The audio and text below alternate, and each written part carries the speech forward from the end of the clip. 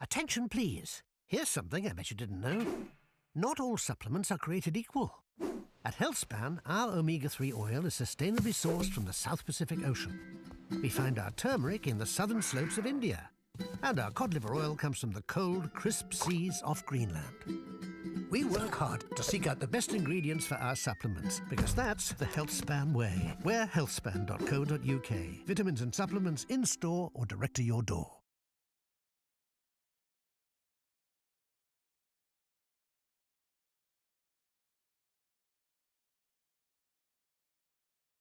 Right now, it's more vital than ever that we keep in touch. So at Labara, we're offering a great value SIM-only deal. 1,000 texts and 1,000 minutes to the UK. 100 extra minutes to 40 other countries, plus 2 gigs of data. All for just £5. No contract. You can change at any time. Not that you'd want to. Labara. Stay connected.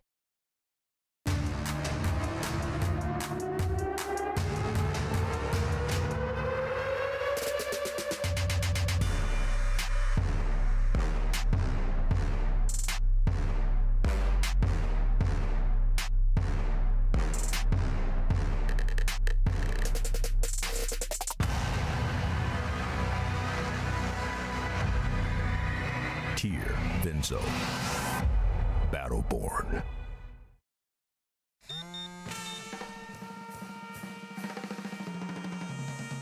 Whatever your day holds, you need a breakfast that helps you get up and go. Up. And go, go, go. Up. And go. A delicious breakfast shake made with oats and milk. High in fibre, high in protein, high in calcium. Start right with Up and Go. The official breakfast partner of British Swimming. Find us in the cereal aisle.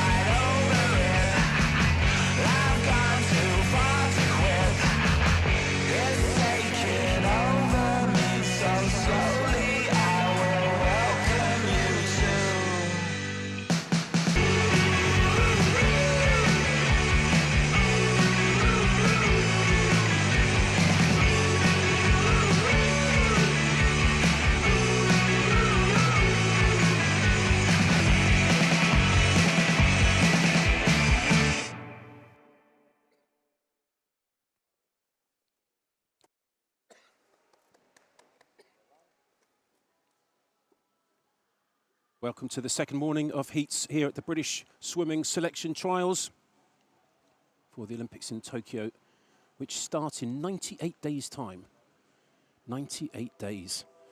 My goodness me, well, we had a fantastic final session last night. I have to say it was utterly brilliant. The first set of finals last night, 6 events, all the winners made the qualification standard, the consideration standard it is at the moment, so they're not selected yet. If you win in under the selection time, you are considered for the team. They're going to be choosing 35 swimmers, but all 6 of the winners last night were under that consideration time. And then also the second swimmers on 2 of the races, the men's 100 breaststroke, where Adam Peaty swam so well on that final race, 57.3. But James Wilby also qualified, and then Duncan Scott winning the 200 medley with Joe Litchfield also qualifying. But here's this morning's heats. Men's 200 fly, and we're going to have James Guy straight in that. That's going to be pretty exciting. First time we'll see him up. Women's 100 metres backstroke. Goodness me, there's some surprises there, and that's going to be fun to talk about. Men's 100 backstroke really is going to be very, very interesting. Luke Greenbank, of course, brilliant, but has hurt his ankle a little bit, so it's going to be interesting to see how that goes. Women's 200 breaststroke. Great Britain suddenly got some super swimmers ranked right at the top of the world. Number 1, Molly Renshaw was for a while. And then 2 800s, men's and women's, the slower of the heats. And the officials just being introduced now. There's Craig in the centre, Craig Hunter.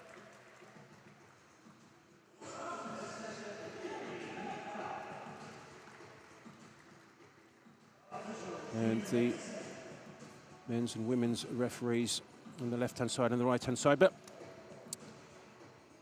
the races last night were absolutely brilliant, I have to say. Freya Anderson winning the 200 free.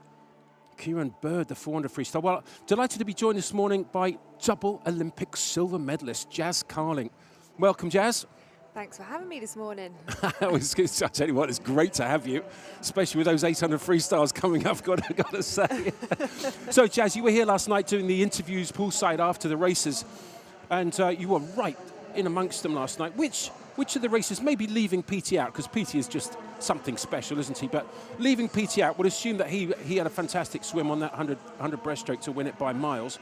Which of the 6 races impressed you most? Oh, it's a difficult one. I actually think I've got a bit of a swimming hangover this morning. You know, where you go through the emotions, the highs. I was poolside, seeing people elated with happiness. Obviously, some people very disappointed. But I think for me, the standout was Kieran Bird. He came really gutsy swim in the 400 freestyle. Came back on that last 50 to get under the consideration time. 4-second best time. First GB kind of team that he'll be in the mix of. And I was just so impressed. He came out, big smile on his face, couldn't wait to ring his mum, and I think that's what it's all about, is when you see swimmers. He did say he's training for the 800, so it was a cracking swim from him. Well, I've got to say, I probably would have picked that one as well, so I'm delighted you did. But straight into day 2 and the morning heats. And look at that British record, set back in 2009 by Michael Rock, 1:54.58. Goodness me. Back in 2009 with those shiny suits, those artificial suits. That's set at the World Championships, I believe, out there in Rome. Were you there? I was part of that team. We got the bronze in the 4x200 metre freestyle relay with Becky, Joe and Caitlin. You were quite good. You were, though, weren't you? Making me show my age now. I'm feeling quite old. What was it like swimming with those suits on? I mean, was it much different to swimming in the current non-textile or textile suits? Yeah, I think it got a bit crazy, really, because people started wearing 2-3 suits. And, yeah, it was a great competition, though. It was my first GB team, so I loved it. Well, here are the entries for the men's 200 metres butterfly heat 1 of 2. Clampett in 3, Mildred in 4, and Jay Lelliott in 5. Interesting seeds here they've done. It has been seeded by under FINA rules, which is the world swimming body, but the second heat's got 8 swimmers in, and the first heat 3. Doesn't quite seem that balanced. I don't know why. I mean, to be clear, it is the rules. It's how world swimming does it. So we're doing it how world swimming does, but seems a bit odd, Jazz, doesn't it? Yeah, I think obviously with the entries being limited due to all the restrictions and being in a COVID bubble, it is tough being 3 in that first heat, but you've just got to make sure you post a really good time this morning to make sure you can guarantee that lane for the final tonight. Well, that lane for the final, there are 10 lanes here, but British Swimming decided to just use 8 for the finals, just like it's going to be in Tokyo in 98 days' time.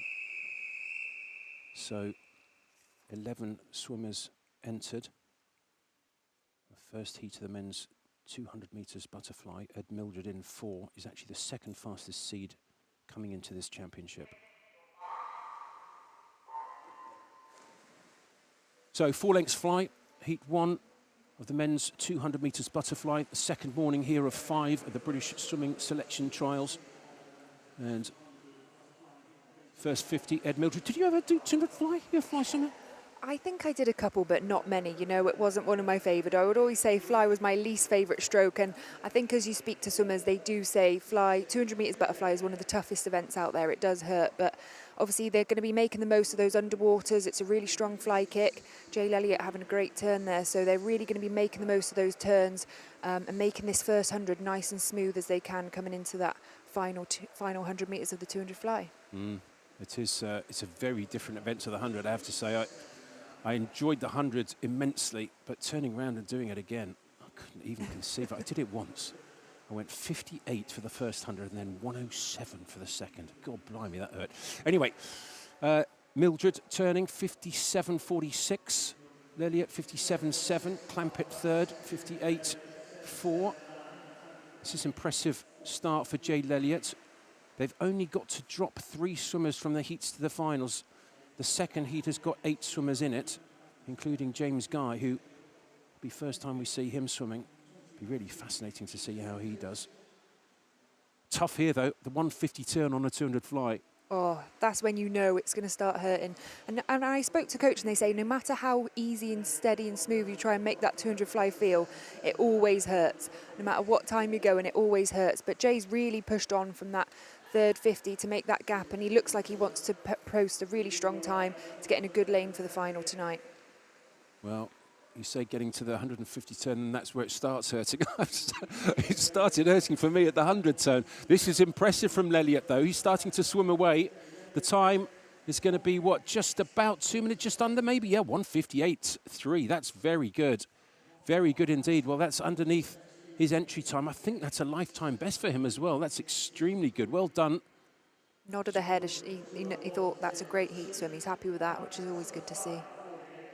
Well, that'll get him in the final, most certainly. And those 3 swims, pretty good, you know. Second, Ed Mildred, also good. Clampett's going to be close to making the final. But no doubt about the winner, Jay Lelliot. And that's a really good swim, 158.3. That'll give him a centre lane for the final this evening. Mildred second, Clampett third. And the consideration standard time, 155.4. Some of them feel relatively easier. That's probably not quite the right way of putting it, is it? Relatively easier than others.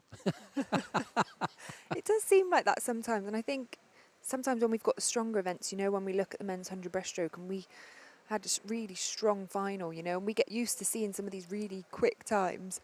I think sometimes the standards do feel a bit slower, but then in other events, obviously, it's for James Guy, you know, his best time is 155.91, so I have to knock off about half a second to achieve that qualifying time, but I think that's definitely in his reach. Well, James Guy, here he is in lane 4 in this second of only 2 heats of the men's 200 metres butterfly. Bealey in 5, Jacob Goodman in 3, and only 3 swimmers will be dropped from the heats through to the finals this evening. But there is a little bit of science. I mean, it's not specifically an X% away from the world record or whatever, these standard times, but I think the idea really is that British Swimming have set them so that every swimmer who qualifies for the British Olympic team will expect to, and be expected to, swim again certainly in the semi-finals and probably the finals as well. So it sort of cuts out that old-fashioned tripper idea. I've made the Olympic team. I've done it. No. You've made the Olympic team. Now it all starts. Yeah. Mentally, interesting way of doing it. It's funny because we'll talk about it a lot more, but I remember going to my first Olympic trials in 2004. I was only 13, obviously, had no chance of making the team. And in 2008, and I remember them doing a parade, and the swimmers got a parade around poolside, everyone cheering. And now it's a bit different, you know, it's about those times. I remember in Rio, we had the automatic time to qualify, which was really quick. I think world ranked top 5. And then we had the second, which was consideration time. So we've only got one time here, which is going to be interesting, but yeah, it's going to be a great meet. Obviously, we had a really good final session last night, and it'll be great to see whether we can match that again this evening. Well, they did have the sort of automatic and then the sort of the B time last time. Here, they've sort of done it differently. I guess they've set one time, but you can qualify in any of possibly 4 or 5 meets. This, of course, the main trial, but there's other meets as well that you can qualify in. Yeah, I think they want to get the main bulk of swimmers, I guess, qualified here. So you obviously got your one time to taper, rest here, and then obviously there's Europeans. And there's another couple of times where they can actually achieve the time, but I think, obviously, chatting to the coaches, most of them want to obviously post their times here to get them onto the team. Well, they'll be choosing 35 swimmers in total, and I'm guessing they'll go something like 75% of them will be selected from this trial and then top up from this and other meets, Europeans, maybe some of the European Grand Prix meets, although, again, you know, getting on an aeroplane right now, I mean, you can be as safe as you like, but you just don't know who you're sitting next to. You could be sitting next to me, Jazz. You lucky thing. So So, Heat 2, men's 200 fly. James Guy in the centre from Bath National Centre, coached by Dave McNulty. Swam for a long time under Joel Fink at Millfield School, and then a little bit of Bath as well. Both of them had a fantastic input into James Guy's career.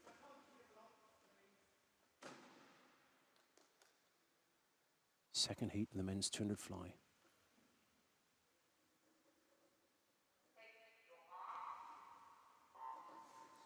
Well, absolute silence in the pool for the start of this second heat of the men's 200 fly. The reason really is there are no spectators, as in zero. They've not allowed anybody into the pool. They've only got swimmers and officials and coaches, and that is it. And you and me, Jazz. It feels great to be here, to be watching. I feel very privileged to be here watching from the sidelines. But it's obviously great to see Heat 2 of the men's 200 metres butterfly. We've seen James Guy in his first event here at the selection trials, which is great to see. And I think when you always have that first swim of the competition, you want to get the first heat swim out the way, so you know you're swimming well, you know you can build that confidence coming through the competition, and you really want to have a good swim. So I think James will be looking to have a strong heat swim this morning to set him up nicely for the final tonight. Well, tactics on the heats have been quite interesting, because certainly the big guys haven't necessarily needed to go super quick. I mean, I'm guessing something like 2:02, maybe something like that, might make this final, which is almost hard for James to swim. Turn there. The 100 split, 55.3. That's a good 100 split, but it's not easy to do fly slow. Tactically, how would you go about doing these heats, Jazz? I mean, you're probably talking to the wrong person in 200 metres butterfly, because I definitely wouldn't know the right tactics to swim a 200 fly. But just generally, though, on a tactics from, if you were in the heat of a 200 race or something, you were a great 200 freestyler, how would you go about it, given the fact that you don't need to blast it in the heats? But yeah, I think we talk about easy speed. We talk about that a lot in swimming, and that's basically making a swim fast, but making it feel quite smooth and controlled. And I think that's what you want from the heats. You want it to feel quite smooth, controlled, but knowing that you've kind of got that extra gear 6, to go in tonight. So it'd be great to see what time James can go. He looks like he's going very well, and it'd be great to see what time he does this morning. Well, he's certainly going for it. He does like to work hard. Certainly, I think he feels at his most confident when he's had some really good, solid, tough training. Just tiring up a little bit inside the last 15 metres or so. 157.8. Well, that's pretty good, because his best is, what, 156-ish, I think, 155.9. So that's only just off his best. That'll be a good swim for him. It'll certainly have woken him up. And with the finals at 7 o'clock this evening, he's got a good, 9 hours still between that heat. So Guy winning the second heat. Second, Rhys Edwards. Third was Bealey of Plymouth. And, well, that's going to be quite interesting what time it's going to make the final. I'm guessing something like maybe 2:03, 2:04. So it's not particularly quick, but the fast swimmers, my word, some Duncan Scott last night, 200 medley, 155.9. Just saw James give a thumbs up to his coach, David McNulty. He's made the change to work from his coach that he was working with in Rio, Joel Fink, to move to David McNulty, both still based at Bath. But just saw him give him a thumbs up. So I think he's happy with that swim, solid swim for the morning. And when I spoke to his coach, Dave, obviously that is my old coach too, he said it's the most consistent he's ever been in training. He's in the best shape of his life, and he really believes he's ready to race fast. So I think it's all been positive. So it'd be great to see what he can do in the final tonight. Obviously, we've seen him go 156.3 in Manchester in February, I believe. So it'd be great to see him get under that Olympic consideration time if he's got it in him. But I do think, from what I've heard from the coaches, he's ready to do it. Well, he certainly looks in shape. Goodness me, he had a sharp haircut there as well. Just waiting for the official results still. Hopefully no disqualifications. But just waiting for the final results of that second heat of the men's 200 fly. James Guy clearly winning it. And second was Rhys Edwards. I think there might have been a disqualification. Yes, there was. Isaac von Fintel of Repton was disqualified. Well, a couple of reasons on that butterfly you can. Going a little early on the start. Well, not putting your arms over. Surely it wasn't one of that. Maybe an incorrect turn. Anyway, confirmation of the finalists will come up in a second, I'm sure, but James Guy will definitely go through as the fastest seed from that second heat. And also a very good swim from Ed Mildred. I think he was probably second fastest after that first heat of 1:58. Jay Lelliott, not Ed Mildred. There we go. Guy in fastest, Lelliott second, Mildred in third. And look at that, it took a 2:09 to qualify.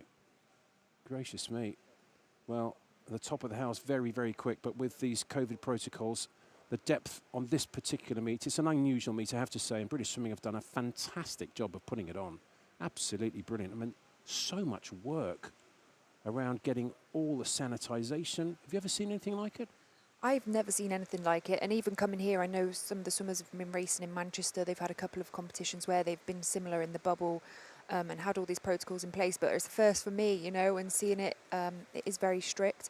And at first, I guess, it is a bit of a shock, you know, going through only being able to walk a certain way around the pool and certain things that are in place, wearing face masks all the time. It does still seem a bit funny seeing swimmers in a swimming costume and wearing a face mask. It still doesn't sit well with me, but it's what we've got to do to be here. So obviously just feel very lucky to be here and watching some live swimming. Yeah, some fantastic swimming last night. Goodness me. Every single finalist, every single winner of the finals making that consideration standard. And a couple more, 6 races, and I think eight swimmers will be going from those 6 races. So the second heat, the first of the women's events in this second morning of the British Swimming Selection Trials, is women's 100 metres backstroke, and straight into an absolute superstar. Old teammate of yours, Jazz, Georgia Davis, goes in lane 4. Yeah, it's actually one of the events I'm really looking forward to. I think we've got a really strong field of 100 backstrokers, which is great to see, obviously, for the women's medley relay and potentially even the mixed medley relay, which is coming into the Olympics this year. So the first time ever. So I'm really looking forward to seeing this event. Obviously, Georgia has got a lot of experience, one of my former teammates, but it'll be great to see her, how she's getting on her first swim of the trials coming up here. Well, there's 3 heats. Georgia fastest into this, in theory, the slower of the 3. Third fastest seed. Leah Whitaker up there from Mount Kelly, just 16 years of age. Now she's a prospect for the future. Coached, of course, by Emma Collins, who's done a super job. The Mount Kelly team's done really well. They would have had 50 swimmers if they were allowed everybody who qualified to come. Of course, they've cut it off, so they've reduced the numbers, set the qualification standard for these trials, and then had to unfortunately reduce it because they could only manage so many people in the bubble. This is the first heat of the women's 100 metres backstroke. Georgia Davis, the fastest seed in lane number 4. Lifetime best 59.34 is the Welsh record.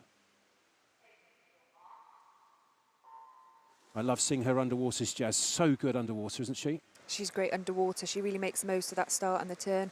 Obviously, when it's only 100 metres, they do really need to make the most of those underwaters and that strong fly kick. So Georgia always has a very high tempo stroke rate, so how fast her arms are going around. So yeah, it'd be great to see what time she can go this morning, but she'll be looking to go out strong. Georgia's strength is that speed, that front end speed. So she'll be looking to go out fast and strong and come back and post a quick time for this evening. Well, she is over first, 29.4. Alicia Wilson gone with her from Guildford, and she had a really good first 50. Great underwater again, and look at that. Came up at 14 metres, not allowed to go past those little red lane markers there at 15, and a very good swim, but just needs to really try and get close to 60 seconds and get a decent lane for the final, I think. Yeah, she'll be looking to get a good lane. Obviously, you can see the swimmers beside you, but you'll be wanting one of those central lanes for the final, and just got to finish nice and strong now. But Alicia Wilson is coming back strong too. Well, Alicia Wilson swam a really good race. What is that, Georgia Davis? 61.3. So that should be pretty comfortable for her. And she'll be through to the finals. 62.0 was the 8th seed coming into this heat to the women's 100 metres backstroke. So Davis winning the first heat, 61.3, a 61.8 for Alicia Wilson. And then Honey Osrin, well, 62.0, and the 8th seed is a 62.0, so that's going to be quite interesting. She's going to be holding her breath for the next 15 minutes or so just to see. And it is 15 minutes. I mean, it's a long time between these heats because they've got to do all sorts to prepare for the next heat. I think it is always that nervous wait, wondering whether you've actually made that top 8 for the final. So I guess some of the swimmers will be having to hang around a little bit to watch those scoreboards to see whether they have managed to get in that top 8. But we've got really 2 strong heats coming up, so it'll be interesting to see how quick it is to make that top 8. So Georgia done her job. I'm pretty sure she'll be comfortably through to the finals this evening. Heat 2 of the women's 100 backstroke. And Cassie Wilde, University of Stirling. What a swim she had at that Manchester meet. A brilliant swim. It was incredible. I think watching from the live stream there in Manchester and seeing both Kathleen Dawson and Cassie Wilde, who will be coming up in these next 2 heats, they had an absolute stormer of a swim, and I was like, whoa, this is really impressive. Obviously unrested, just coming in. And I think that's what you've seen with some of the swimmers. This extra year has allowed them to work on some of those areas, get stronger in the gym, work on some of those maybe weaker areas that they don't normally have time for. And they've really come out stronger the other side. Obviously, Cassie is one of the kind of juniors coming through. I believe she's 19, so she's still young and hungry, and ready to perform well. 59.56 in Manchester was a cracking swim, so she'll be wanting to have a strong swim hit out this morning, first swim of the meet. And obviously book that good lane for the final tonight. Absolutely, and her teammates, Cassie Wilde's teammate is Kathleen Dawson. They both swim at University of Stirling with Steve Tigg up there. What a job he's doing. That swim of Duncan Scott last night absolutely blew me away. I mean, I thought it was going to be a little bit closer. In actual fact, the swimmer who came in second, Joe Litchfield, swam really well, but Duncan just destroyed it, didn't he? It was so impressive to watch, you know. I think obviously seeing him break the British record and coming into those kind of world rankings, and you want to be posting those strong times because obviously the Australians are racing right now. There are a lot more competitions that seem to be happening around the world, and you want to get in those rankings and posting those quick times. So Cassie Wilde is the fastest seed. She's just seen a 61.4 from Georgia Davis, the great Georgia Davis. I have to see, you're saying that I think the delay by a year of the Olympics has helped some and maybe made it a little bit more challenging for others. And certainly Cassie Wilde in this heat, fastest seed, and Kathleen Dawson in the next will have benefited from that extra year. Maybe for Georgia, she probably would have preferred it to have happened last year, I would imagine. Yeah, Georgia's got a lot of experience behind her, but yeah, it's a different one, but looking forward to these next 2 heats.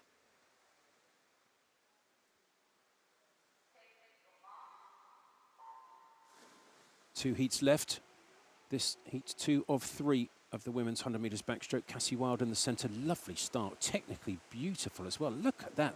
Lovely still head, and what a first 25. She just looks so smooth. She actually reminds me a little bit of Lizzie Simmons, her backstroke. Very smooth, very long. She looks so big in the water. And she's going out for it. She's going out nice and strong. She's wanting to post that fast time this morning, or at least go out strong to 50. That's going to be a very quick first 50 split. Gosh, she looks really good. 28.94. And again, really good technically off the walls. Such a long, strong stroke. My goodness me, look how still her head is. Wow, that's beautiful. It's so good to watch, you know, when someone's swimming so well and so smooth with good technique. It just looks so easy. It looks effortless, which I think that's what she's making it look like. So she's obviously far ahead of the field, but obviously wanting to post that nice, strong time. She looks like she's easing into these last 5 metres into the finish. Cool, dear, that's a quick time, 59.88. Well, we were talking about tactics and not needing to go that quickly. Probably 62 flat. 62 1 or 2 would have made the final. She just went 59.8. I think that's the easiest 59.8 I've ever seen. It looked so smooth and comfortable. And obviously she's first swim of the competition, as I spoke about it. She wants that heats to feel nice and strong heading into the final. But obviously she posted a 59.5 in Manchester, so I think she'll be looking to get close to that 59 flat mark, maybe even under this evening. Well, the really interesting news is that the Olympic consideration standard is 60.23. So she's just swum under the Olympic consideration standard. The rules say to make the team, you have to win the final in the consideration time, and then after that, they will fill up the team from those who have done the consideration time. So that must help an awful lot. 59.88. Get the time in early, although it's meant to be done in the finals. Great heat from Cassie Wilde. That really is quite special. University of Stirling. Cox second, Evans third, Short fourth. Well, it looks like it might be 62 mid, maybe even slower than that, making the final. So all the women in the third heat must be sitting there going, I've got a cracking chance of making the final. Yeah, I think you do obviously keep an eye on the other heats. I don't actually know whether they have a screen in the call room, but I think they'll obviously be trying to keep an eye on her. I think they will have a screen or something to be able to look at the heats. But obviously with Cassie, she's teammates with Kathleen Dawson, so they'll be going head-to-head in training and really pushing each other. We've just found out they have a screen but no sound, so obviously they can see the results, which is great because you want to be able to know where you are and what time is making it. Even though you can't really see the scoreboard when you're swimming, it would be great for them to be able to finish and know whether they've made it into the final. But I mean, she didn't have to go a 59.8 this morning to make it through, and she made it look so smooth and comfortable. So I'll be really looking forward to watching that tonight, but also seeing what Kathleen's going to do this morning too, after seeing her teammate post a very swift time this morning. I was just going to ask you, so you're now, I'm going to make you for a second Kathleen Dawson, lucky you. So she's sitting in the call room waiting for this next heat of the final heat of the women's 100 backstroke. She's just seen her teammate go 59.8, a really good heat swim. Does that do anything? I mean, does that send the collie wobbles through her? Does she go, oh, you know, my teammate's swimming well, this is great? What are we thinking? I definitely think it would spur her on, you know, to want to post a very smooth. And I think it's a bit, when you swim in the heats, it's a bit of like a poker face. You put on this, it feels easy, it feels comfortable. You don't want to look too out of breath. Whereas really, you obviously just want to post a nice quick time. And after seeing Cassie's go 59.8 and making it look so smooth, I think she'll want to post a nice time. Maybe test it to 50, test the waters to see how she's feeling that first speed, and then hopefully come back nice and controlled. But yeah, I think when you're watching your teammate post a really quick time, you want to be up there and having a good lane for this evening. Well, we did see Adam Peaty in his heat practicing some of his race techniques. Certainly the start and up to 25, up to 15 metres specifically, and he has a time that he wants to hit at the 15-metre mark, and I think it's something ridiculous, like 6.5 seconds for 15 metres of breaststroke off the start. I mean, something phenomenal. But someone as good as Adam Peaty is always practicing something of his race, even though he might be going a little bit slower in the heats. Having said that, he was quick at the heats yesterday. He was very quick. Obviously, going under 58 seconds, he's the only man ever to go under 58 seconds. And, well, last night and after yesterday, he's done it 15 times, which is just unheard of and incredible. But, yeah, I definitely think his starts and turns have got so much better. It used to be something that you'd look at in races and think, oh, if only he could come up with everyone else, whereas now his starts and turns really have excelled, and he seems to be coming up at the start of the group of swimmers. He really seems to come out nice and strong. So, yeah, it's been really great to see those technical stuff come through and to see him really excel in those starts and turns. Well, it will be great to, certainly, when you get to the World Championships in the Olympics. I've been used to him starting sort of in 5th, 6th or 7th position after about 15 metres, and then just destroying them from there. I couldn't even imagine if he comes up in line with the rest of the swimmers. They must be just going, my chance is gone, and he's only just started. Because no one can swim as fast. The swimming phase, the water swimming phase, nobody. Peaty is just on another planet.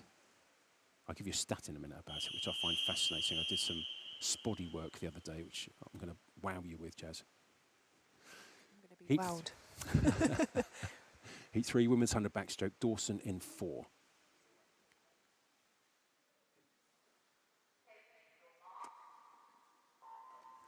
I can tell you Emily Grant of Aberdeen is in 1, Shanahan of Glasgow 2, Golding of Manchester in 3, Dawson 4, Harris 5, Hindley 6, Van Selm of Millfield 7, and Annabelle Smith of Bromley closest to us in 8. Decent start here, though, from Kathleen Dawson. Yeah, she's had a great start, and her underwaters. Next to her, Medi Harris. She's working with Swim Wales, so she's based in Swansea, so she's also had a very good start. So they'll both be looking to post a really good, strong time. Kathleen turning there, really working on those underwaters. She really wants to make the most of those starts and turns. But Medi Harris going with her too. She looks really good. Look at this, the second 50, very strong. So Dawson really going for it.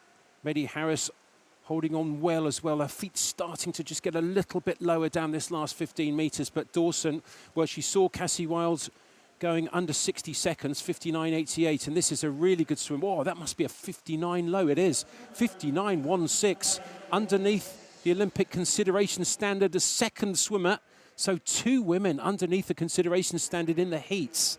We've not seen too many go for it in the heats. I'm excited, Jazz. I did say this was one of the events I was really looking forward to watching. You know, after seeing the Manchester meets that we've been watching on the live stream and seeing some world-class times, I was really looking forward to seeing what the girls had in store, and they've not disappointed in the heats, and you know it's going to be a really great final this evening. So the results of that third heat of the women's 100 backstroke, Dawson 59.1. Well, the consideration standard to make the team is 60.2. So she's a full second inside that. A great swim from Maddie Harris as well. She'll be in a decent lane in the final. Hindley also good. She should make it through, I think. And it's going to be tight after that. 5 100s ahead. And has Hindley made it? Oh, I say, look at that, just out. So, fastest seed, Kathleen Dawson of Stirling. 2 Stirling swimmers, 1 and 2. Tig done a good job with them, hasn't he, Coach Tig? Dawson 1, Wild 2, Harris 3, Georgia Davis in 4. Don't count her out for the final, though. She's very, very good. So I'm a comfortable heat, I think. Yeah, I think it's great to see Medi. She's one of the young ones coming through, and I believe that's the best time for her, which is always good to see in the morning. That's what you want, those confident swim that gives you confidence heading into the final. But that is going to be a great final to watch tonight. I think it's going to be tough, you know, Kathleen and Cassie teammates, and then Georgia with all the experience that she's got behind her. She's double Olympian, and she's got Commonwealth champion. She's got a hell of a lot of experience behind her. But these new girls are obviously posting quick times in the morning. They'll be looking to get even quicker tonight, so it'll be a great final to watch. Well, to have a 58 would be, again, would be absolutely fantastic. Kathleen Dawson did 58.6 in the second of the 2 Manchester meets. There was a Manchester meet held in February, almost like a sort of a time trial meet, I suppose it was it?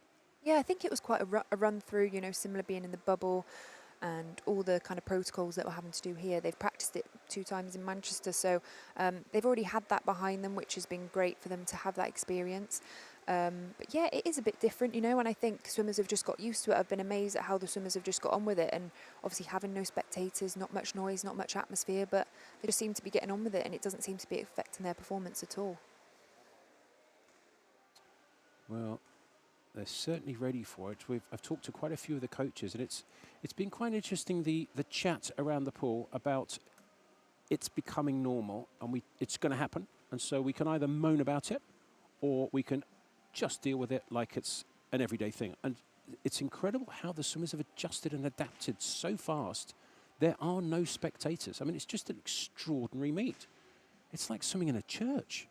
It's true, and I think when you're an athlete, you're so focused and determined that it just seems like a bump in the road, like a speed bump. And I think that's just what it is. You just get on with it. You just adapt, and you figure out how you're going to get the best out of yourself. And even the swimmers, they still look so focused, driven, and pumped. Even watching Adam Peaty last night, who's Olympic champion, race in front of thousands of people, it hasn't fazed him, and he's performed a world-class time in front of an empty stand. It was a masterclass, wasn't it? An absolute masterclass from Peaty. 57.3. I'm still going to wow you that stat in a minute when I have a second. I've got a great stat on Adam Peaty. I did use it yesterday, but I'm going to dig it out again today because I think it's good. Right, men's 100 metres backstroke. And heat 1 of 3. And Brodie Williams of Bath National Centre goes as the fastest seed. Charlie Brown. Love the name Charlie Brown, I've got to say. Good mates with Snoopy. But Brodie Williams is the fastest seed. Actually, the 3rd fastest into this competition. And again, I don't quite know why the heats 2 and 3 have got 8 swimmers in, and this heat only 4. Quite why they don't balance it up a little bit more. It's not British Swimming's rules, it's FINA's rules, World Swimming Body. So I suppose if that's what the rules are, you've got to abide by them. But I don't quite understand why these guys only get to swim the 4. And the next 2 heats have got it. Would you prefer a heat of 4, clean water outside of you, or heat of 8? I'd much prefer 8, I think. Would you? Yeah. In the middle?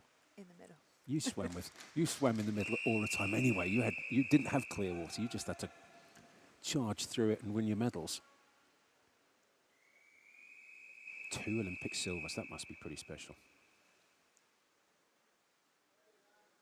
Heat 1, men's 100 backstroke. Williams in 4, Brown in 5, Dan Cross in 6, Martin Walton at the top.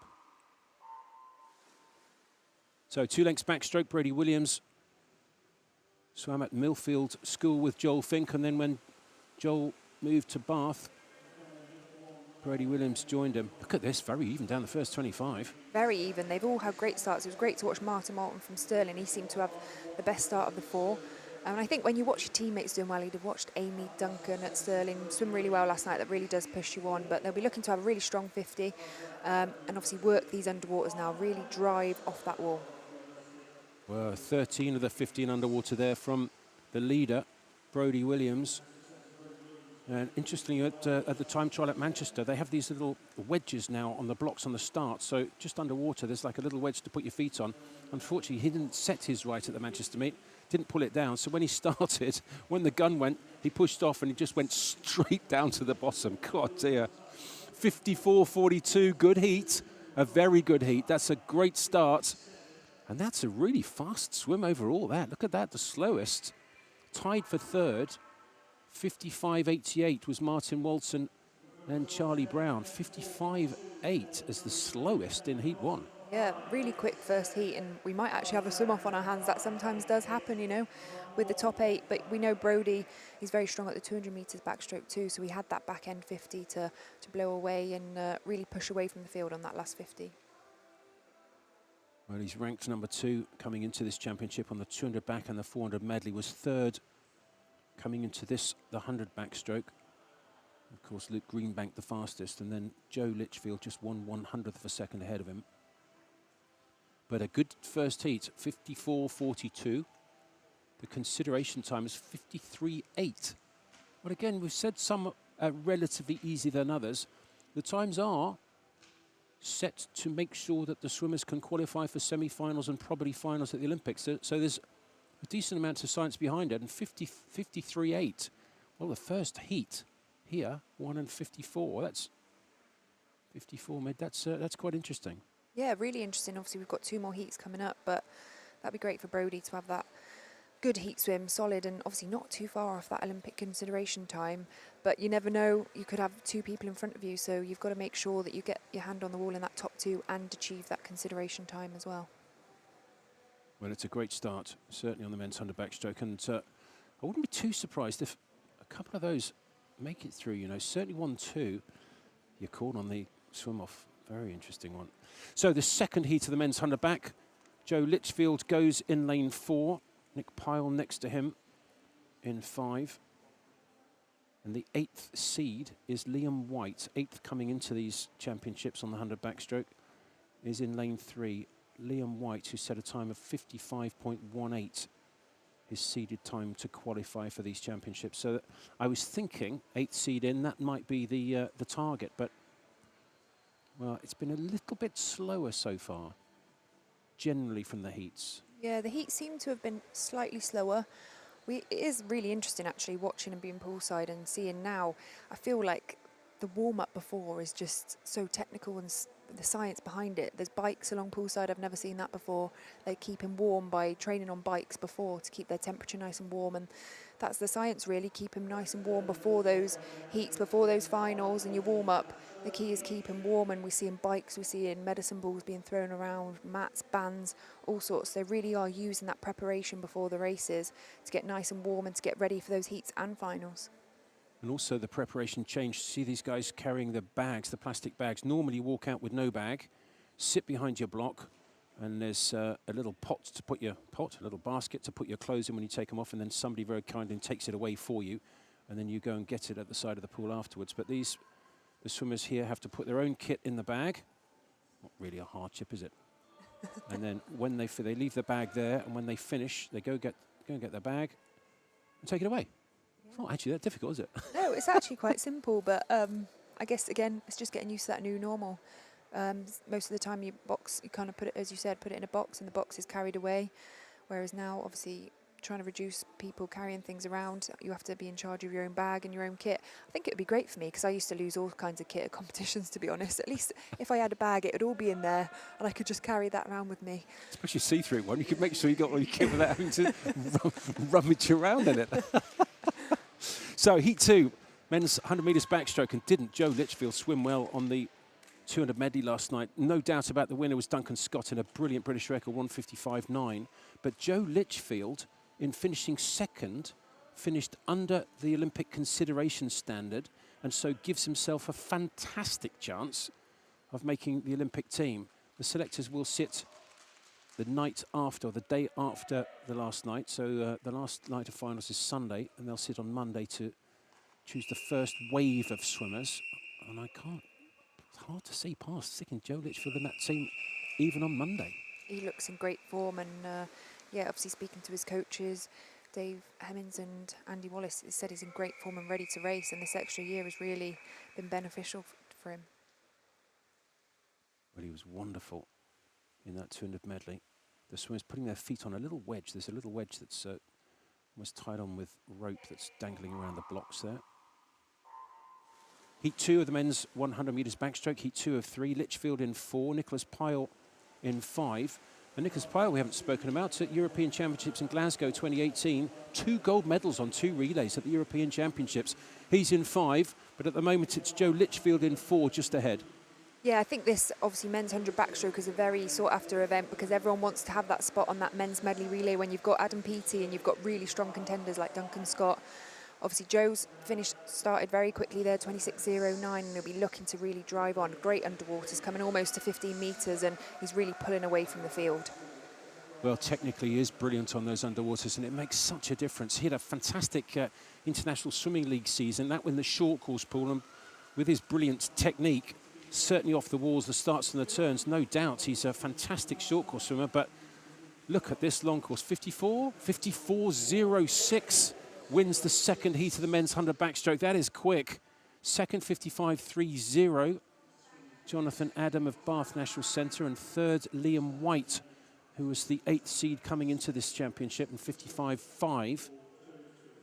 His seeded time 55.1. So with one more heat to go, it's going to be tight to make that final.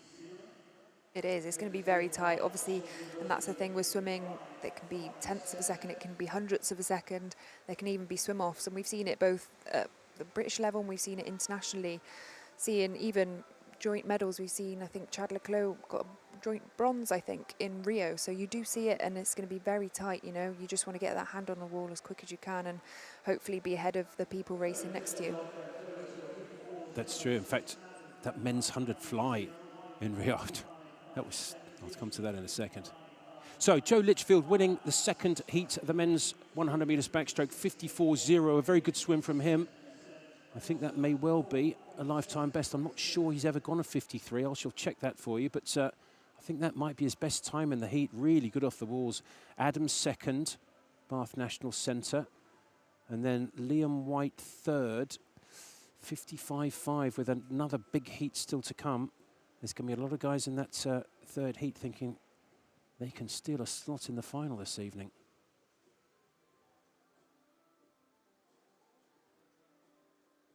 So the final heat, Luke Greenbank going. Now, we've had a little bit of news about Luke. He's pre-selected for the Olympic team. Pre-selection standard was win a medal at the World Championships 2 years ago, and you get pre-selected onto the Olympic team. And so we had, obviously, Adam Peaty and James Wilby on the 100 breaststroke, and then Duncan Scott for the 200 free, and then Luke's 200 backstroke bronze. That stuck him on the team, but he's not totally healthy, is he? Yeah, I think it's always difficult when you come into competitions, you're not fully at your best. But, you know, he'll want to come here and put on some strong performances, even though he maybe isn't feeling 100%. It's difficult when you're carrying little niggles, but, you know, you want to be here, and when he's seen those first 2 heats, he'll want to post a good time and hopefully come away with some strong performances. I think the first swim is always the key one, and obviously Joe is feeling confident after the 200 IM last night and coming away with that consideration time. And I think that's what makes the difference, you know, when you've had those first couple of swims and you know you're feeling good, it sets you up well, whereas it's a lot difficult if that first swim hasn't gone to plan to really pick yourself up for the rest of the week. So Joe will be feeling confident and ready to race tonight, I think. Well, he looked great, didn't he, Joe Litchfield? So let's be clear, Luke unfortunately was just going for a walk the other day, nothing too innocuous, until he turned his ankle, and he's got a grade 2 sprain on his ankle. And I have to say, it was all the colours of the rainbow when I had a quick look at it. It was well, sort of pretty in one way, but absolutely shocker in another.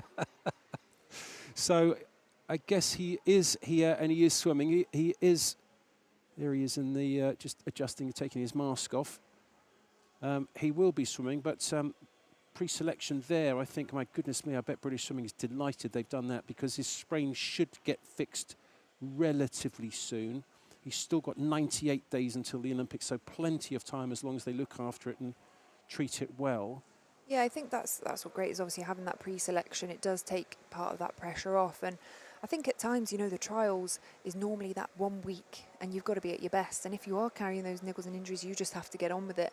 Whereas at least he does have that flexibility of knowing that unfortunately, obviously carrying that sprain, he's hopefully just going to come here and be able to perform, but he doesn't have to be at his very best at this competition, which obviously everyone else is mainly striving to be at their best to get under that consideration time, whereas that pressure's slightly off him now. So I think he'll just be testing the waters to see how it feels this morning, and hopefully it's okay and we can see him in that final tonight. Indeed. Well, that was Elliot Clogg in the picture from the Loughborough National Centre. Also trains with Mel Marshall. Mel's actually got 3 swimmers. Luke Greenbank in 4, Elliot Clogg in 6, and then Harry Constantine in 8. There is Luke Greenbank. Haven't managed to have a look at his ankle yet. There we go. Let's have a quick look. Which one? It's still looking a little bit swollen, isn't it? That's that left ankle.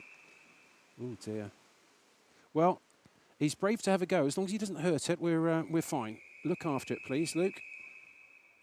Great prospect for a medal in Tokyo. World Championship bronze medalist on the 200 backstroke, and of course the lead off of that brilliant medley relay that won the World Championships. Oh.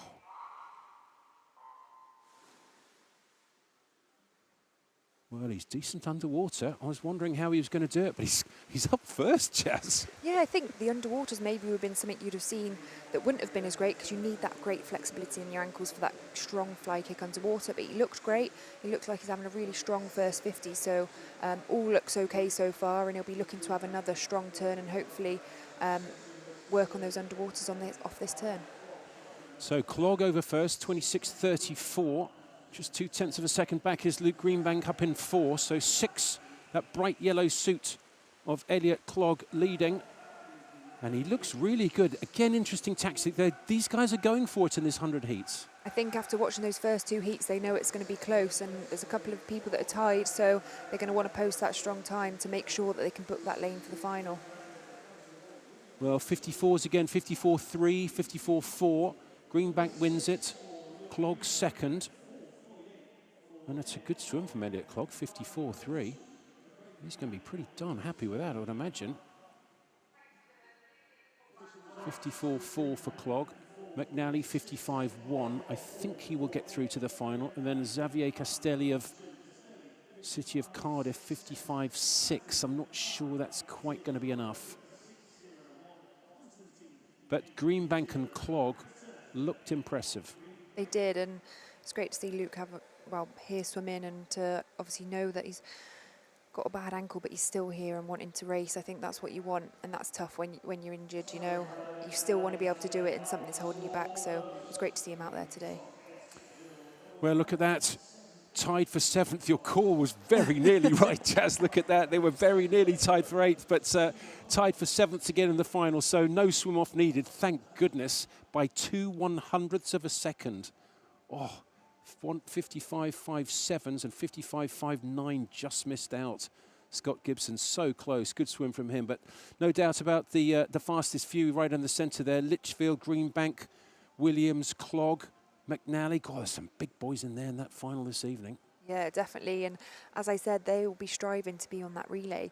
Everyone wants to be on that relay. Obviously, they won a medal in Rio, the men's 4x1 medley relay.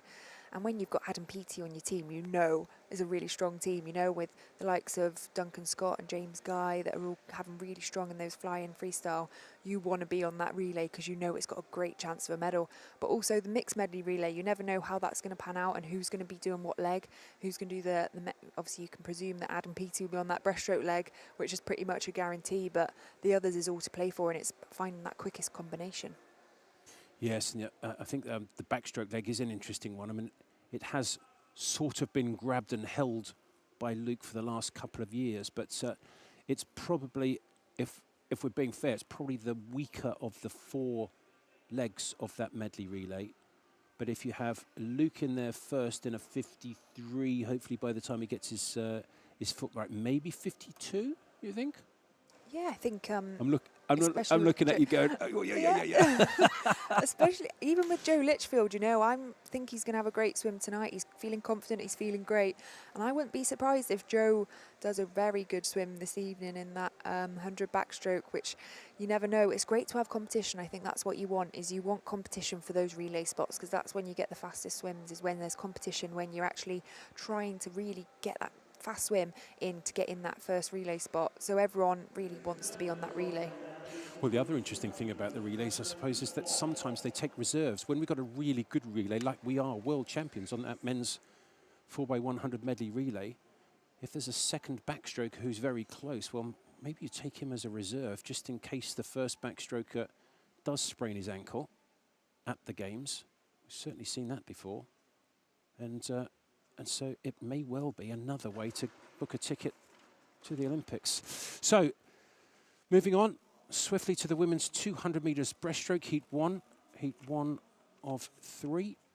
And Hannah Miley is in lane 3. British record holder, Jocelyn Uliet. I've always struggled to say her name. I'm glad you said it. I've got to stop after Jocelyn before I do the Uliet bit. Jocelyn's in lane 4, and Lily Booker 5, Orla Adams in 6. Lily Booker had a great medley, really great medley last night. Absolutely fantastic. Yeah, she was second in the 400 IM. And yeah, obviously we've seen Hannah, she competed, but I know she's had some surgery, so she's still recovering, but it's great to see her back racing. She always does that thing with her head where it looks like she's going to untwist it. Oh, you can always hear the click, can't you? So Miley in 3.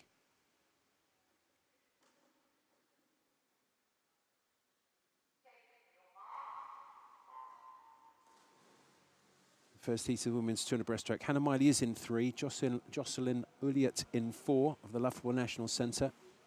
Lily Booker in 5, and closest to us, Orla Adams of Aberdeen. I tell you what, the women's 200 breaststroke is now one of the most competitive events in Britain, I think. We're seeing some real world-class performances. Even watching the Manchester meets, we've seen Abby Wood and Molly Renshaw seem to be in great form. But obviously Jocelyn, as you said, she is the tied British record holder with Molly.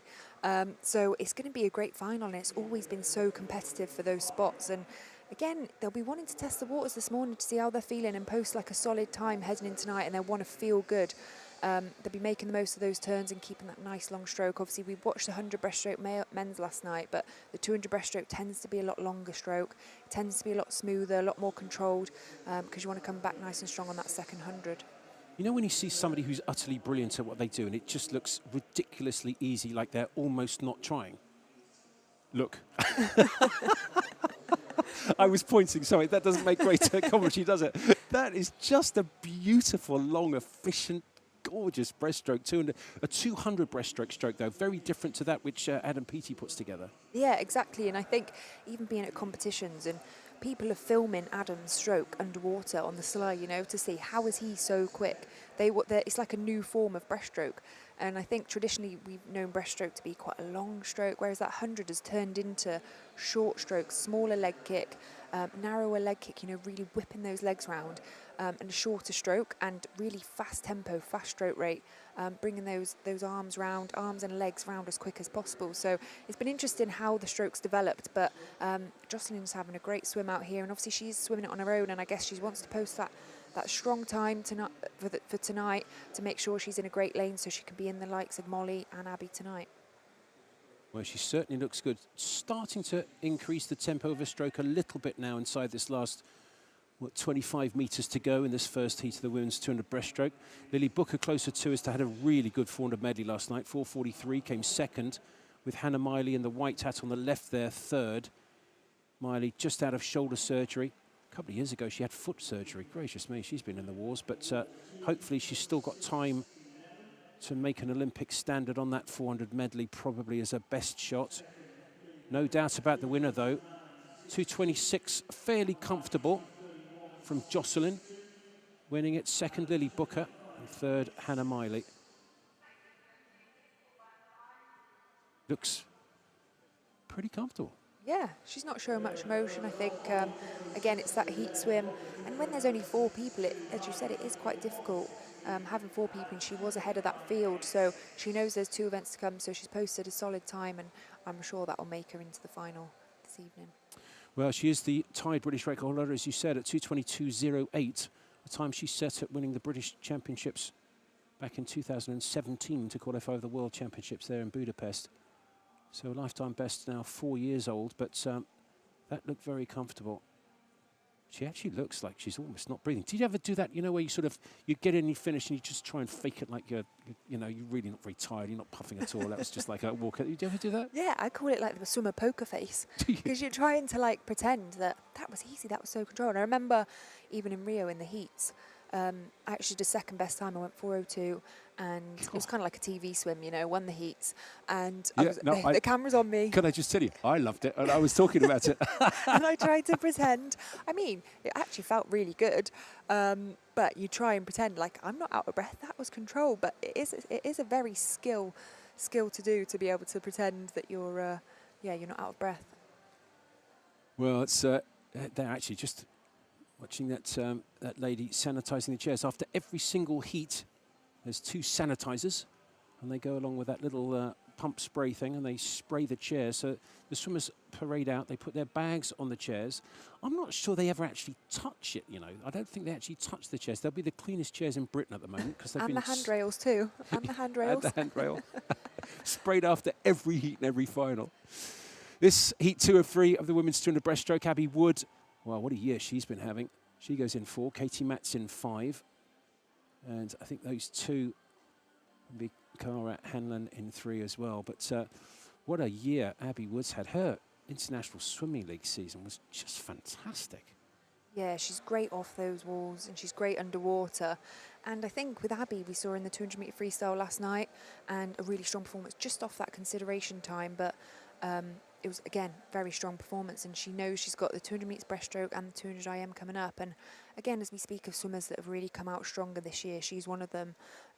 She's really worked on the gym, she's got stronger, and she's improved those areas which have really helped her in the pool. And I think that's great for swimmers to hear, is that this year, you know, so many people have been doing the home workouts, and a lot of these swimmers have done it for months on end. You know, they've been training at home, and they've struggled with motivation at times, but look, they're coming out stronger the other side. So I think that should definitely be seen as confidence for those swimmers at home that have had a really tough year, that they can see these swimmers that have gone through all those home workouts just like them, and they've come out even stronger. Well, they have, and it's actually been quite remarkable. Again, talking to many of the top coaches, quite remarkable how quickly the swimmers get it back. And certainly somebody like Tom Dean, I mean, so unlucky, caught COVID twice and was track and trace. So he had to do another isolation. I mean, that's brutal. Came back and he's swimming lifetime best by miles very quickly after not having been in the water for a long time. The old convention was train, train, train, keep on going. You can't miss a Sunday. Miss a Sunday and you lose feel for Monday. They've had months out. How's that working? Yeah, it's crazy. And I even remember as a swimmer, you know, if I had a couple of days out of the water with I don't know, a chest infection or not feeling well, if I was out of the water, it would play on my mind. It was mind tricks for me, whereas this has definitely shown that you can make it work on land, and you can be doing other things that can keep you fit and that can keep you great, and obviously you can still perform well. And I think it's definitely going to change a lot of mindsets, I think, to training, which is great to see. You know, we can all train in other ways, which is not just about training as hard as you can in the pool every single day, you know. Swimming is traditionally known to do a lot of hours in the pool.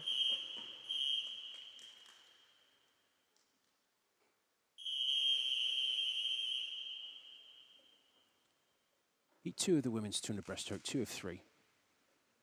Fastest seed, Abby Wood, right in the centre.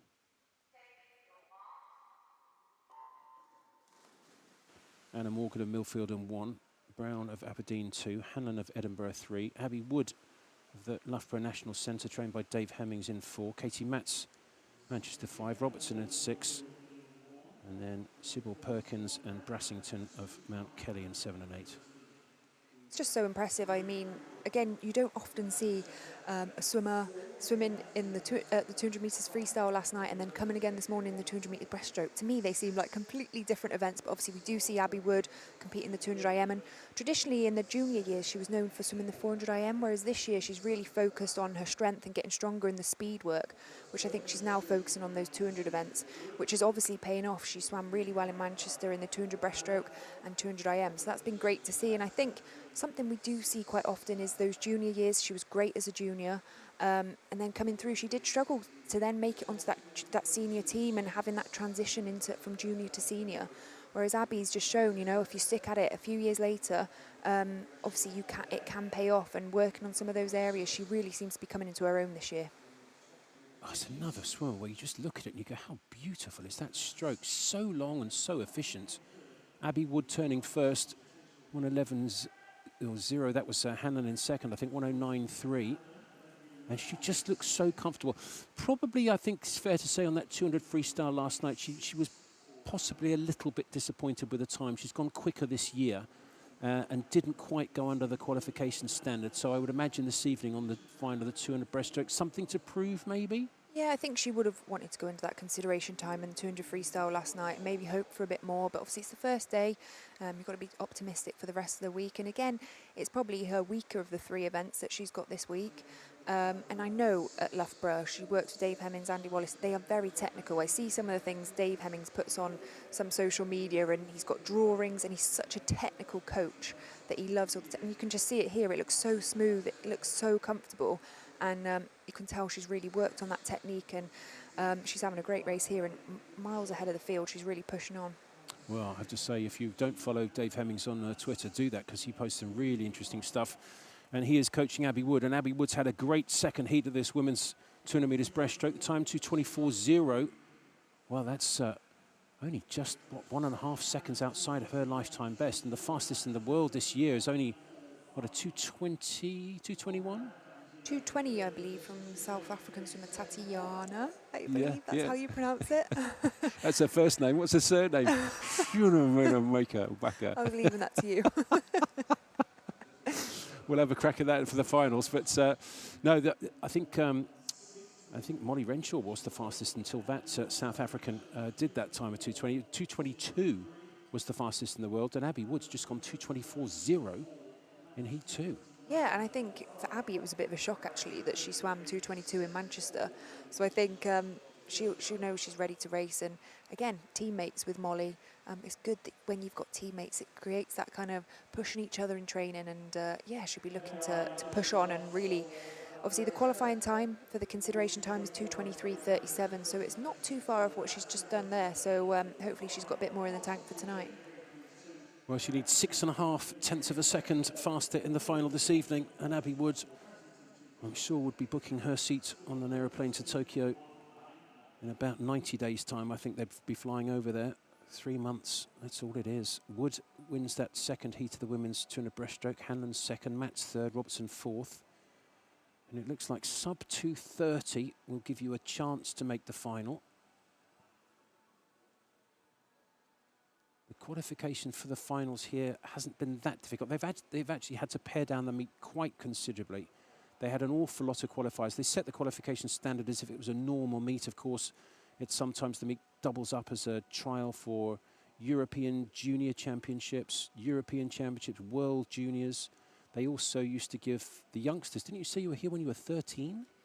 Yeah, in 2004, that was my first Olympic trials in Sheffield, Ponsforge, watching the Olympic trials. Obviously, I had no chance of making the Olympics, and for me, it was trying to qualify for the junior competitions, but I didn't actually qualify for those.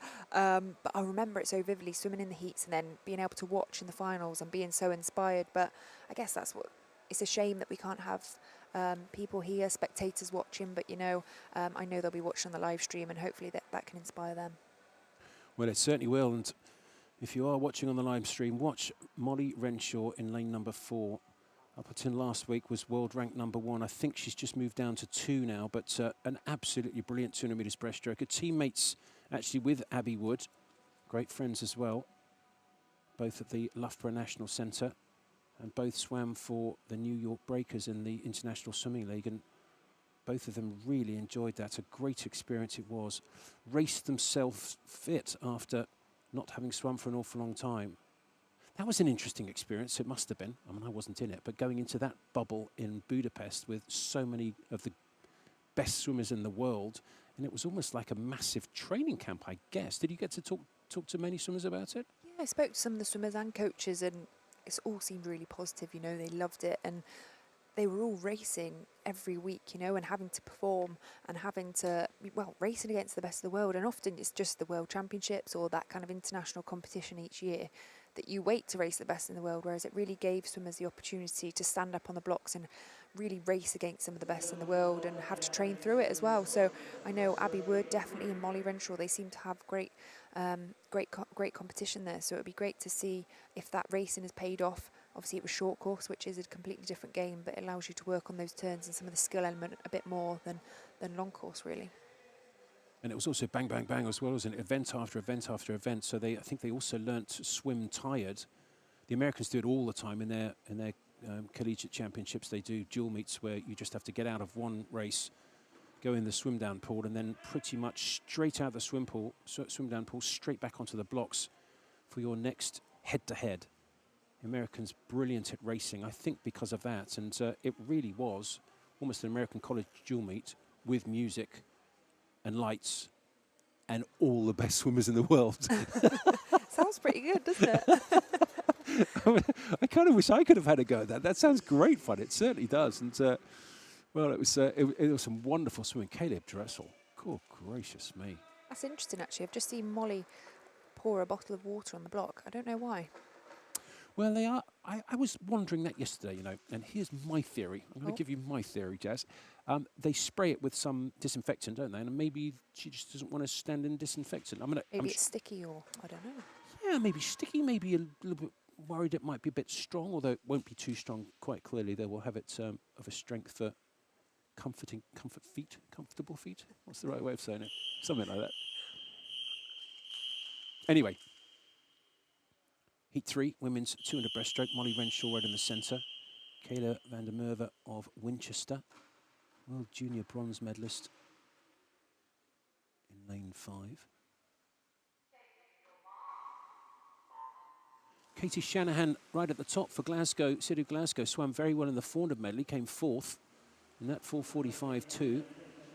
Guy Johnson of Edinburgh in 2, Morrison in 3, Molly Renshaw in 4, and then Van der Merwe in 5, Rig 6, Hall 7 and Bresler. Closest to us in lane 8.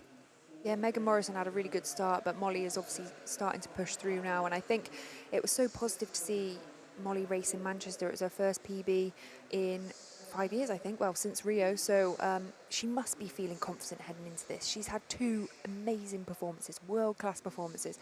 She must be feeling confident standing on those blocks. But chatting to her yesterday, she said she just wanted to get that first swim out the way. You know, she wanted to have that first swim, give her confidence that she is racing well, that's going to set her up well for this week.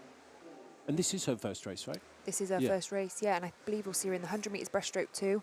But this is her favourite event. This is what she competed in the final in Rio, and she'll be wanting to obviously challenge for those medals this year. She really wants to be on that podium, and she has such a beautiful stroke, so long, so smooth, and it looks so comfortable. But she started very strong in the 69.97, 109.97 for that first 100. So she'd have seen Abby post a very solid swim this morning, so she'd be wanting to be around that tonight. And I presume they'll be next to each other in that final this evening. That's quite something, isn't it? Trained together, club mates, teammates, great friends, 1 and 2 into the final. It looks like they will be, because at the moment, Molly Renshaw looking really good. And you mentioned that swim in Rio. She was a teammate of yours there, where you got your 2 silver medals on that 400, 800 metres freestyle. And Molly came actually 6th in the final of the 200 breaststroke, but was just 0.4 of a second off a bronze medal. So close. I remember watching that final, and it was so close. And I think Molly's gained so much experience over the years, and we forget she was actually so young. I think she made the World Championships when she was 15 or 16.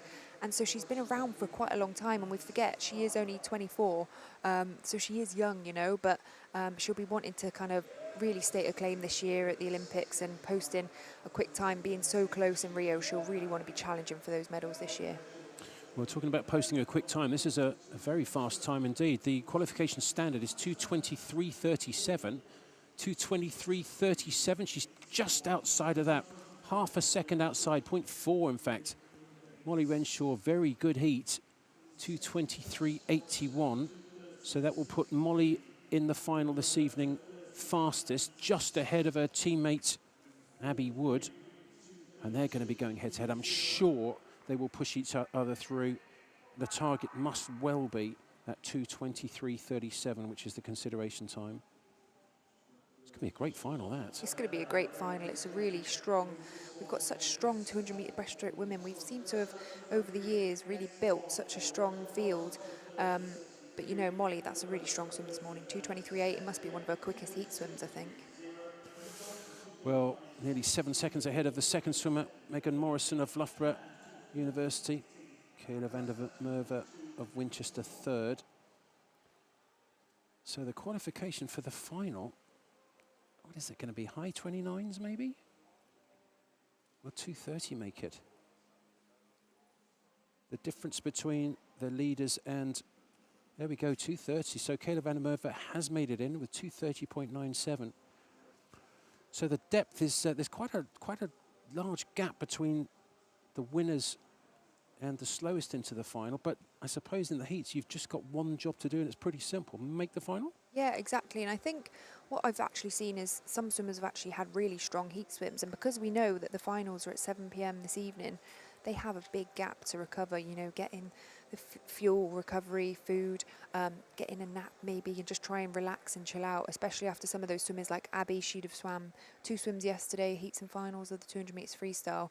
And sometimes, you know, after that race, you struggle to sleep. I always used to struggle to sleep after racing, so she might have struggled to sleep last night, but she'll be looking to get in a big recovery, and she knows she's got a big block. She's got a lot of hours now to get her feet up, rest, get some swim down in, and be ready for that final tonight. Goes through your mind when you're lying in bed going, I really should be sleeping, but I can't, between heats and finals. That must drive you nuts, wasn't it? Yeah, it did, you know. I did used to struggle to sleep, and it's just one of those things, trying to switch off, but when you know you've got a big final ahead, it's very difficult to be able to switch that head off and be able to fall asleep. Well, I only had to do 2 lengths for my race. You had to do, 8 and 16 in the long course pool, which is, 16 and 32 in most local pools. 800 metres freestyle. This next event, the men's 800 metres freestyle. British record held by David Davis. I think that was set at the World Championships as well, wasn't it, in Rome in 2009? Quite a few that, well, something ridiculous. I think it was 42 world records were set at that meet. Something unbelievable.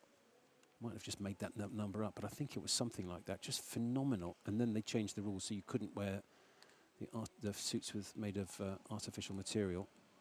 So here's heat 1 of 2 heats of the men's 800 metres freestyle, but only one of those 2 heats will be swum this morning. The slower of the 2 heats this morning, and then at this evening's finals, the faster of the 2 heats. Interesting, they're not swimming heats and finals of the 800 metres freestyle. Any views on that, Jazz? I mean, Olympics has heats and finals. Yeah, I think it's difficult. Obviously, this meet is only a 5-day competition, whereas traditionally, normally around that World Championships, you'd have maybe 8 days. Olympics is 8 days, is it, as well? So you have a lot longer to recover. And as they've added the distance events, so it traditionally would have only been the men swimming the 1500 metres freestyle and the women swimming the 800 freestyle, whereas now they've added to the programme the women's 1500 and the men's 800. So it can be a full-on block, especially if you're swimming those distance events and the 400 as well. You're going to have heats and finals of both. So I think for here it makes so much sense to just have the fastest men this evening. Obviously we did see the men's 400 metres freestyle yesterday, so it's good that they've got a morning off to recover. Well, this is the first heat of the 2. All teenagers, a lot of them. Great experience this will be, swimming at the British Swimming Selection Trials for the Tokyo Olympics. I wouldn't be too surprised if we see quite a few of these guys on the plane to Paris in 4 years' time. It's actually 3 years now, isn't it? Wow. So the first heat of the men's 800 metres freestyle. And I'll give you the lane assignments. Right at the top there is Lewis Fenson of City of Coventry, Joseph Kingsland of Nova Centurion in 2, Jackson O'Rourke of Northampton 3, Thomas Davidson of the City of Birmingham is in 4. 5 is Sadler of Nova Centurion, Hindle of Birmingham's in 6, Max Adams of City of Salford in 7, and then Thomas Defanes of Mount Kelly, the 17-year-old closest to us, in lane 8. 16 lengths of the pool. I would need a sat-nav. Jazz, you must have done this. How many times did you swim an 800 freestyle? I don't actually know. That would be interesting. I should find that out how many times, but it was a lot. 10? No, definitely way more than 10.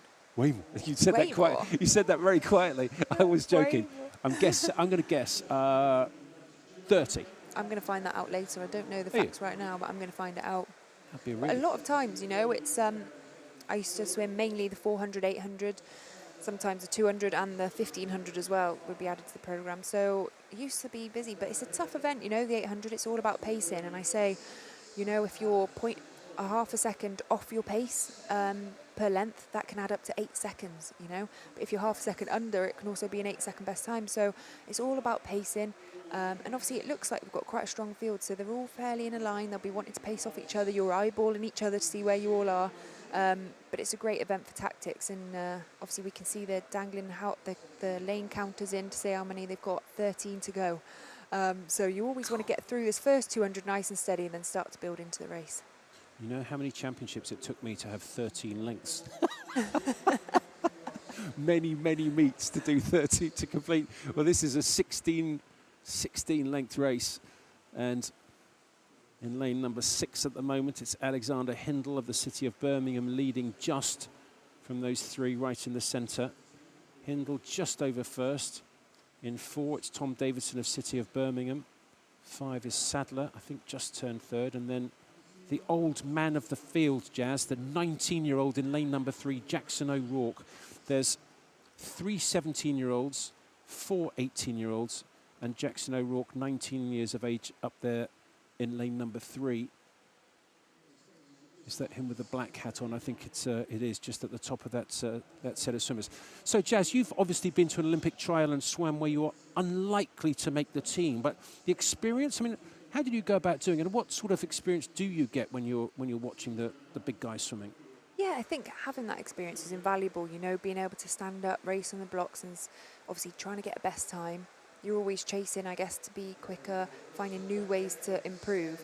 But I think also they'll probably be having races in between them, you know. They'll be racing against the people in their age. They'll want to come out on top, and they'll know who their rivals are in their age group. So there will be lots of that going on. But, you know, it's all about the pacing, and there seems to be 4 or 5 in a line so far. So it looks like it's going to come out, and it'd be interesting to see the tactics. At 300, you're nearly getting to halfway, 100 more, and we're halfway, and then it will start to see whether people build into the race. But it's looking really strong for Alexander Hindle in lane 6. He looks like he's having a great swim from City of Birmingham, and I remember when I was younger, City of Birmingham was a very strong club, and they used to have a lot of swimmers. I used to have a couple that I used to race against, and it's traditionally been a very strong club. So he looks like he's having a great swim so far. A best time, or his entry time, is 8:30.67. So it'd be great to see if he can get close to that, or even under. It'd be great to see him do a best time this morning. It looks like he's starting to work his legs a little bit more, certainly going into the 300-metre turn. It looks like he's sort of made a little bit of a move, but breathing right under his arm as well.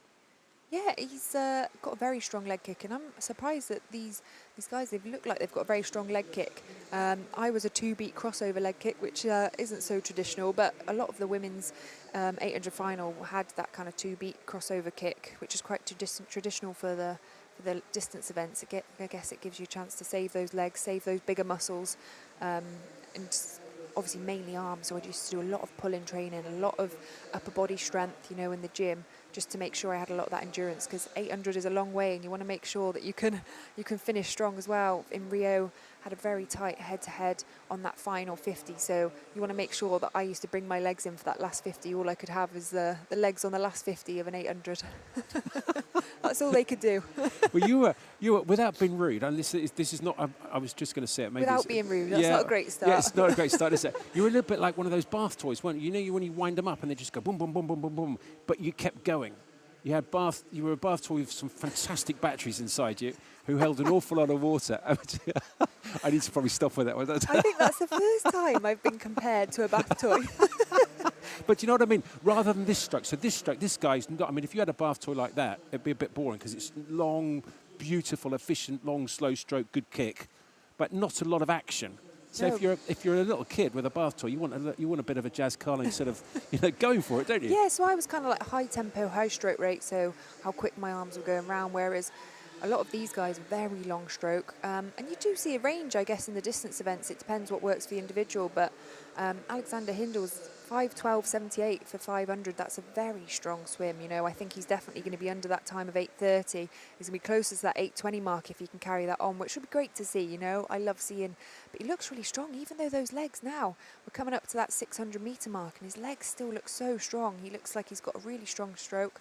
And he's out there on his own really now. He's pacing himself, but he's obviously locked into that pace. He's practiced that pace hundreds of times in training, I can imagine, and he knows that's what he locked into. And especially in the warm-up, getting a feel of that pace and being able to hit that consistently. That's what's the key to distance swimming.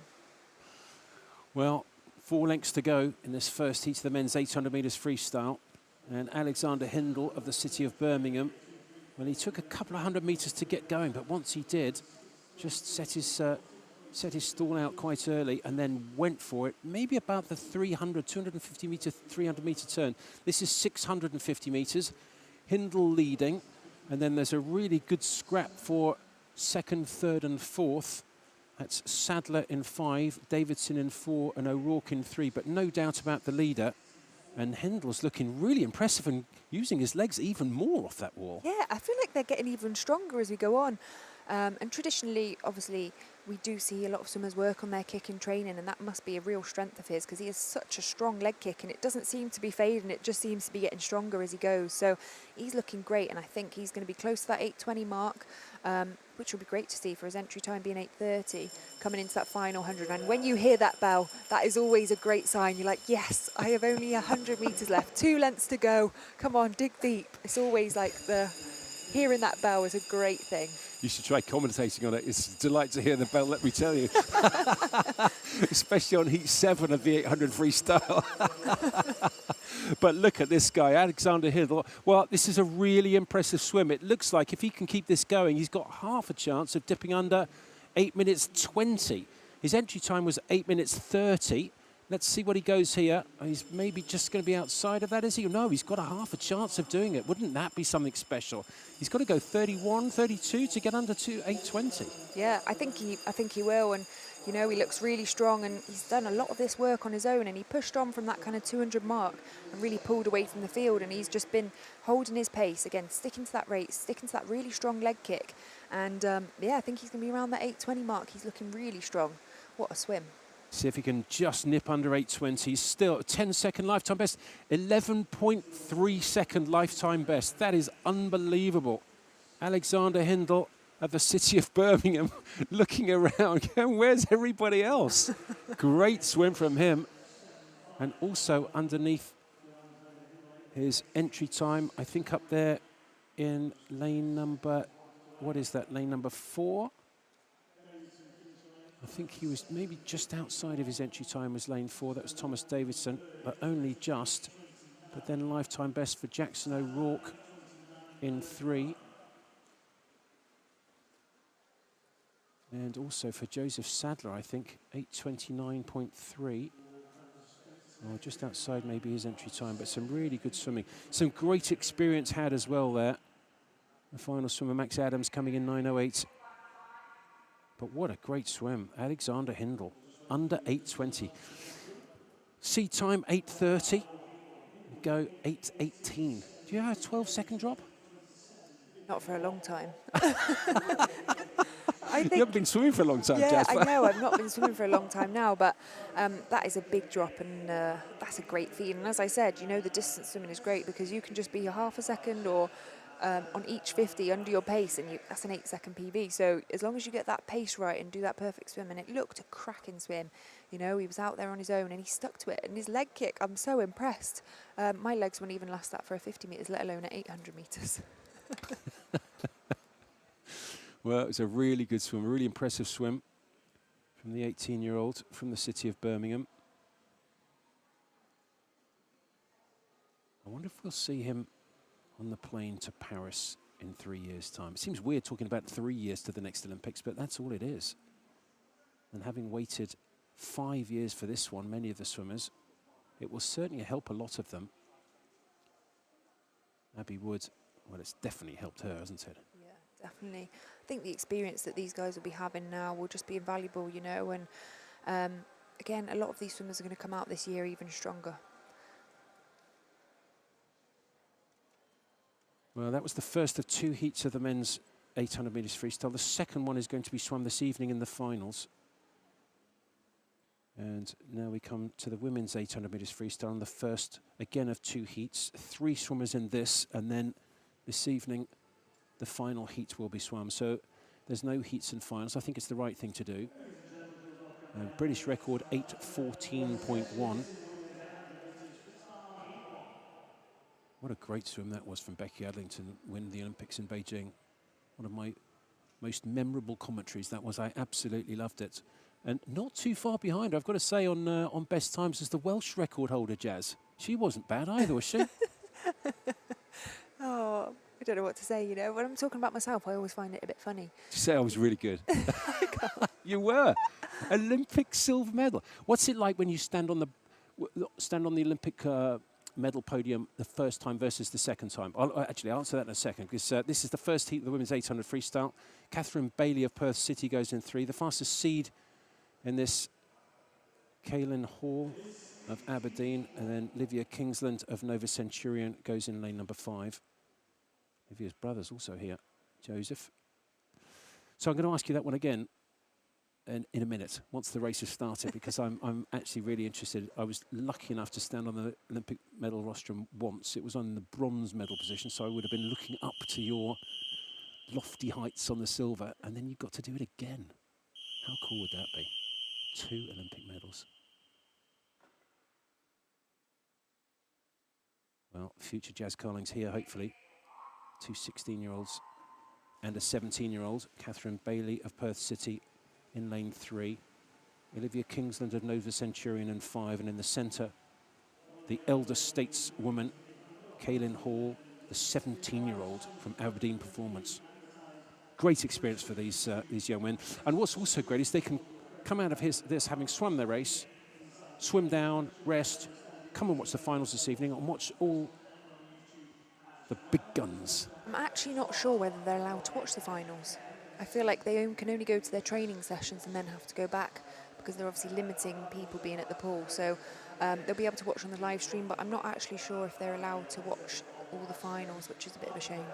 You know, that's a good point, and I think you might be right, which, well, they get to listen to you commentating on the... Oh, you're going to be doing the interviews. Anyway, let me get back to the question. After this first turn of the 100 metres, it's a 16-length race, this first heat of the women's 800 free.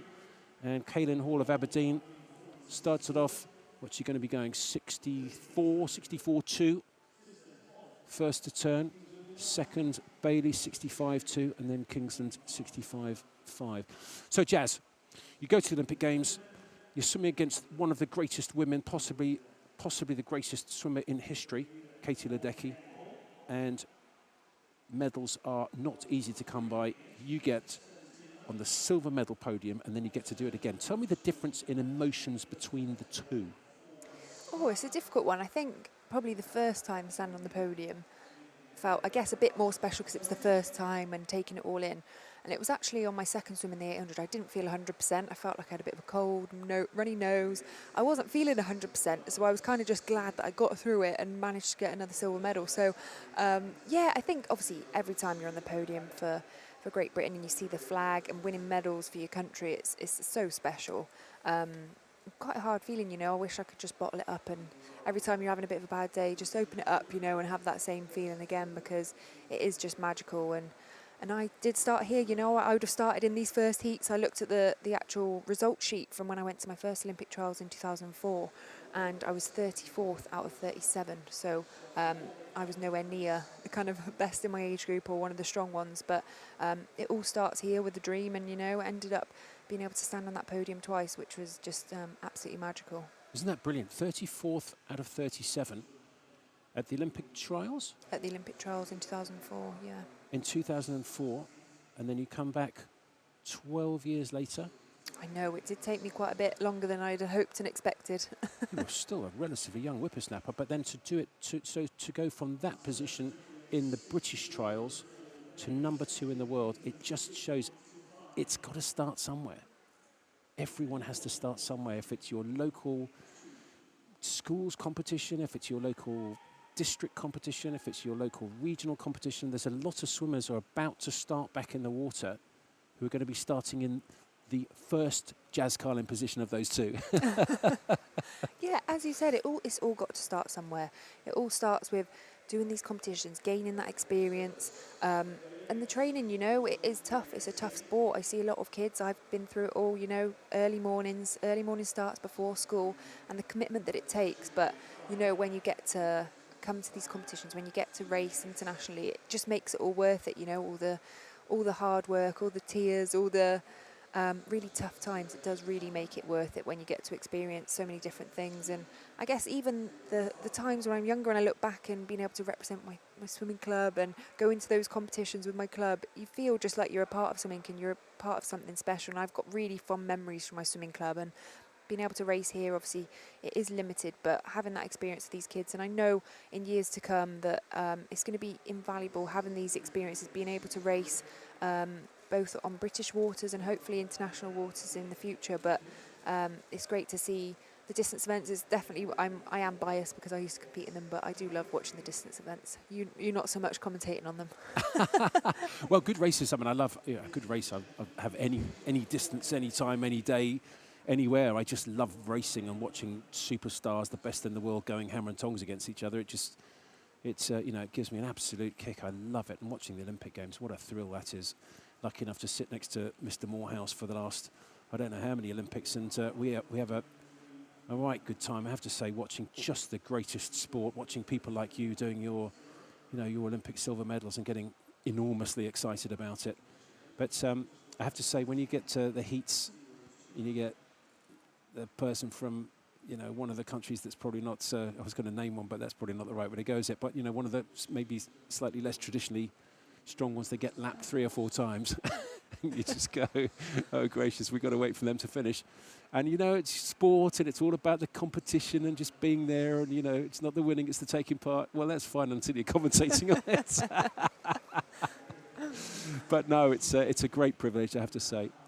Well, this is the 500-metre turn in this first heat of 2 of the women's 800 free. Only one this morning. The second one will be in the finals this evening. And Catherine Bailey of Perth City, and the red hats at the top of those 2 swimmers, 16-year-old turning first. The second 16-year-old is turning second. Olivia Kingsland of Nova Centurion. And just coming into the wall now is Kaylin Hall of Aberdeen Performance, teammate of Hannah Miley. All 3 of these women doing the 400 and 800 metres freestyle here. Lanes 4 and 5, that's Hall and Kingsland, also doing the 1500. And actually, closer to us in that green hat, Olivia Kingsland's programme is a 16-year-old. What a programme she's got. 400 free, 800 free, 1500 free, 400 medley. Oh. That is a big week of competition, isn't it? Wow. That is tough. And obviously coming from Nova, Nova Centurion, that's where Becky Adlington spent most of her days, training for those medals and for those double Olympic gold medals. She would have spent a lot of hours training with that club. So it's nice to see Nova racing here. And they're having a bit of a battle here, We're coming up to the 600-metre mark, I believe. So they'll have 4 laps to go. And, this is when it starts to really hurt. This is when it starts to sting, your body hurting. I used to describe the pain as it feels like your stomach's dropping out of your body. Kind of feel a bit sick, but she's just started to take the lead. So she's starting to dig in, she's starting to pick up that rate and really get into the rhythm to build on that last 200. Well, 200 there is to go at that last turn, 4 lengths. And it looks like Olivia Kingsland has just started to go pretty early. I mean, 200 to go. Is that where did you turn the afterburners on? Oh, it's difficult. I think at Commonwealth Games, I remember it was about 150 to go because I didn't want to leave it too late. It was very close between 2 other girls, actually. So, but normally, traditionally, I'd leave it to the last 100. I'd like to build into it, but I didn't want to go too soon and get caught. So, last 100. I tried not to leave it to the last 50, but sometimes, you do end up in those close battles. But you didn't, so you dived in. so I did 2 lengths, so this is quite different. Right? So you dived in, you got 16, you're facing 16 lengths. So what do you do? Comfortable first 100, 150? 50? Yeah, so comfortable first 100. I used to try and see it as 4 200s really, but I think that second 50 and second 100 are actually key to locking into that pace that you want to maintain. But I always used to get to 400 and really start to build on those next 200s, and then I guess whenever you heard that bell, that was when the legs would come in. That was when you'd pick up that stroke rate and really build in. But really being able to control your breathing pattern, being able to stay relaxed, even though your body's screaming and just wanting to stop and gasp for air. No kidding. No kidding. Well, Olivia Kingsland is doing very well indeed, closer to us in the green hat of Nova Centurion. She's actually racing 62 lengths this week, which again, of most local pools, a 25-metre pool, 124 lengths of racing in 5 days. And that's assuming she only swims the heats. If she does the finals as well, gracious me. But Kingsland leading, Bailey second. Here is Kingsland. Held a stroke very well as well, all the way through. Yeah, definitely. She's held that rhythm, that tempo, and the legs really seems to get stronger on that last 50. She saved those legs and she's really finishing nice and strong, getting that head down to try and reach that wall as quick as she can. She's going to be slightly off her entry time, but again, that distance events is tough, and I think it relies on a lot of training to get here, but she's nice to see her finishing strong. Well, that's a good swim for Olivia Kingsland, a 16-year-old from Nova Centurion in Nottingham, winning the first heat of the women's 800 metres freestyle. The final heat is this evening, the second heat.